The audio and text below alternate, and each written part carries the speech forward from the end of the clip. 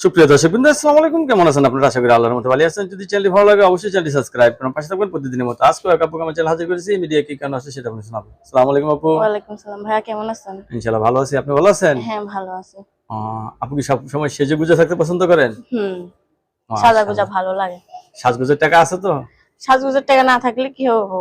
এমনি একটু একটু সাজি, ভাল লাগে। কেউ যদি কিছু টাকা দেয় সাজগোজ করার জন্য, তো সাজবো। আবার কেউ যদি বিয়ে করতে চায়, বিয়ে করতে চাইলে বিয়ে বসার জন্য তো মিডিয়ার সামনে আইছি। ও বিয়ে বসার জন্য মিলিয়ে আসছেন। বাবা, ফ্যামিলিতে কে আছে? ফ্যামিলিতে হচ্ছে বাবা মা নাই, দাদি আছে, দাদির কাছে মানুষ। দাদির কাছে মানুষ ছোটবেলা থেকে। বাবা মা কি হয়েছে? বাবা মা মা মারা গেছে।